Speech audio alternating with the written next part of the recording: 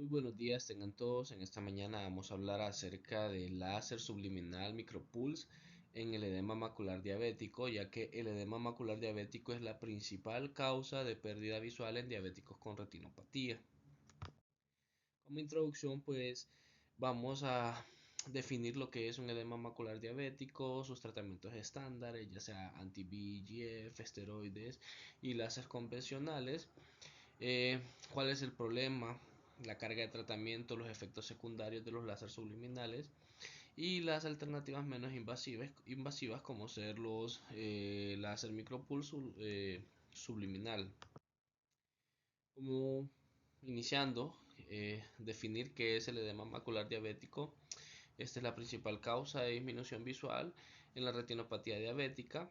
Esta se define como el engrosamiento retiniano en la mácula debido a acúmulos de líquido extracelular secundarios a un daño microvascular. En cuanto a su fisiopatología, pues el eje fundamental de donde parte todo es la hiperglicemia, que esto va a provocar una pérdida de los pericitos y la disfunción endotelial. Con esto pues se va a provocar lo que es una alteración de la barrera hematorretiniana interna, lo que va a dar como resultado un incremento de la permeabilidad vascular con fuga de líquidos y proteínas al espacio extracelular, que en este papel es en donde se centra la acción del factor de crecimiento endotelial y los mediadores inflamatorios que conllevan a esta afección. La clasificación del edema macular diabético, pues según la literatura, Ryan los clasifica en edema macular diabético focal, que este se basa en microaneurismas localizados con exudados duros circundantes, un edema macular diabético difuso, en donde hay una fuga generalizada de capilares, y un edema macular diabético centroinvolucrado, que ya en este se afecta la fobia con una mayor repercusión visual. En esta imagen pues podemos observar eh, lo que es en imagen A, un engrosamiento difuso de la retina. En la imagen B se puede encontrar lo que es un edema macular quístico. En la imagen C ya sería un desprendimiento seroso subfoveal con acúmulo de líquido seroso en el espacio subfoveal, y en la imagen D pues ya hay una tracción hialoidea posterior. El diagnóstico pues parte de la clínica, va con una evaluación con biomicroscopía de mácula, una angiofluoresceína, un AGF, donde se identifican lo que son los microaneurismas y las áreas de fuga, y el OCT macular, que esta es la herramienta clave, permite cuantificar el grosor macular central y monitorizar lo que es la respuesta al tratamiento. Los parámetros normales, pues en la fobia central el grosor tiene que ir de 250 a 280 micromicras.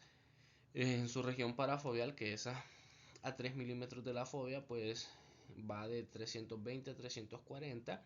Y la perifobia, que sería unos 6 milímetros, va de 280 a 300. Aquí tenemos una tabla comparativa del grosor macular en OCT, los valores normales y los valores encontrados comúnmente en el edema macular diabético. En la fobia central, pues como hablamos, los valores normales van de 250 a 280. Aquí los podemos encontrar mayores de 300 e incluso pueden llegar hasta 500, por un engrosamiento foveal, quistes intrarretinianos y pérdida de la depresión foveal. En la región parafoveal, que es a 3 milímetros, lo normal es de 320 a 340. En el edema macular diabético lo podemos encontrar entre mayor de 400 a 450 por un aumento difuso del espesor y por quistes múltiples.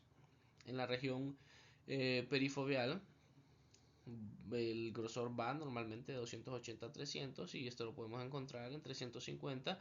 Esto pues es un aumento, aquí hay un aumento leve a moderado por un líquido intersticial difuso.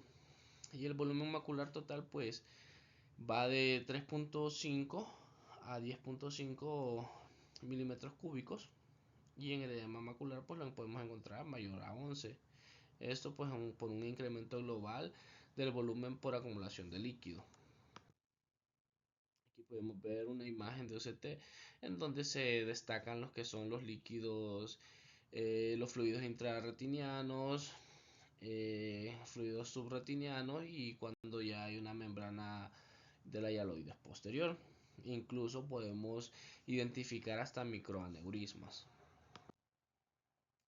El tratamiento, pues, los anti-VEGF intravitreos, que esta es la primera línea del edema macular diabético centro involucrado. Ya puede ser en su variante ranibizumab, aflibercept, bevacizumab.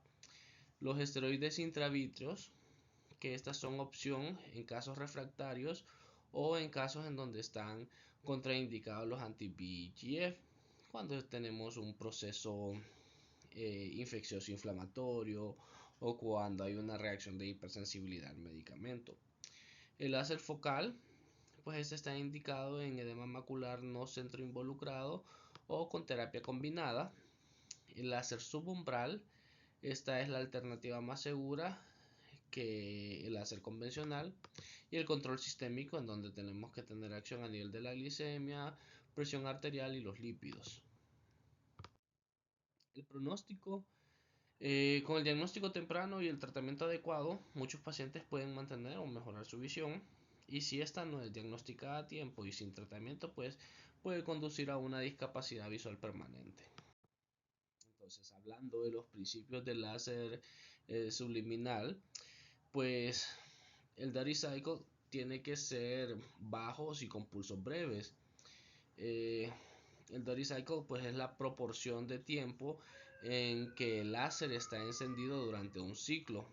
El láser subumbral se usa un Daddy Cycles bajo de 5 a 15%.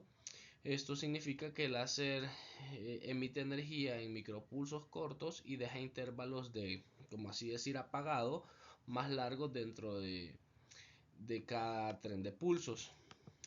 Su efecto, pues, durante los periodos de apagado, el tejido se enfría y evita el daño térmico acumulativo. Como resultado, se consigue una bioestimulación o una modulación celular sin producir una quemadura visible en la retina. Este actúa sobre el epitelio pigmentario de la retina, y sus ventajas pues es una mayor seguridad, menores cicatrices por estas acciones del Dory Cycle bajo y los pulsos breves, y esta se puede utilizar en áreas centrales.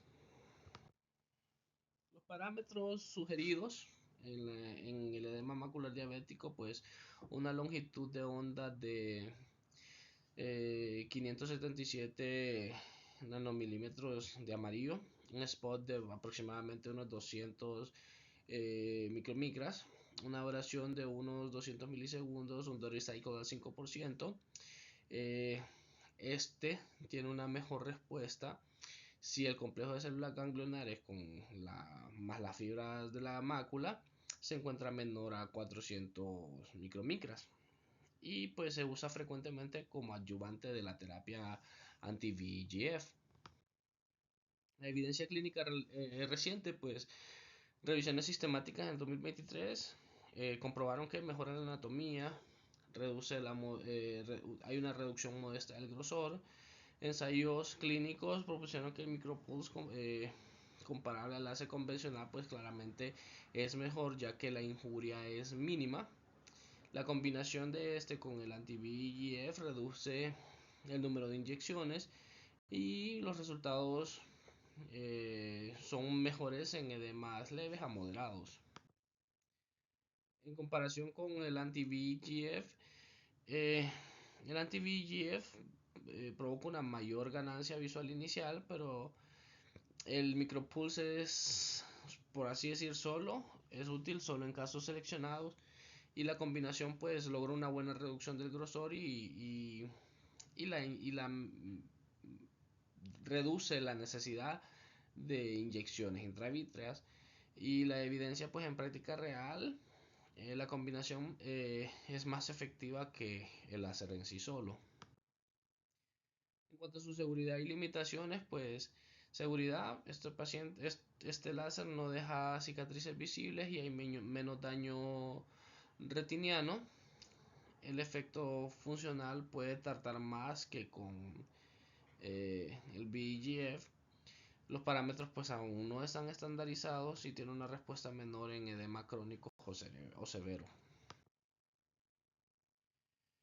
El algoritmo propuesto para iniciar esta terapia pues evaluar el complejo de células ganglionares más las capas de fibras de la mácula y la agudeza visual. Si este complejo de células ganglionares es menor o igual a 400 micromicras, se puede considerar el micropulse como adyuvante o incluso como monoterapia. En un edema macular diabético centro involucrado, eh, pues nos indica que hay una mejor evidencia de tratamiento en una terapia combinada con anti-VEGF más el láser subliminal. Y a estos pacientes hay que realizarles seguimientos con OCT y agudeza visual cada 1 a 3 meses. Y pues retratar según respuesta a disponibilidad. En cuanto a las áreas de investigación, pues eh, sugieren ensayos aleatorizados mayores de 24 meses, protocolos estandarizados, identificar subgrupos con mayores beneficios y evaluar claramente el costo-beneficio y la calidad de vida más en los países en donde nos encontramos que son subdesarrollados. Como conclusiones, pues este láser es una alternativa prometedora y segura, mejora, provoca una mejoría anatómica clara y con beneficio funcional modesto, reduce la carga de inyecciones en combinación con anti-VEGF y es necesario el consenso en protocolos y más estudios a largo plazo. Estas son las referencias bibliográficas. Muchísimas gracias.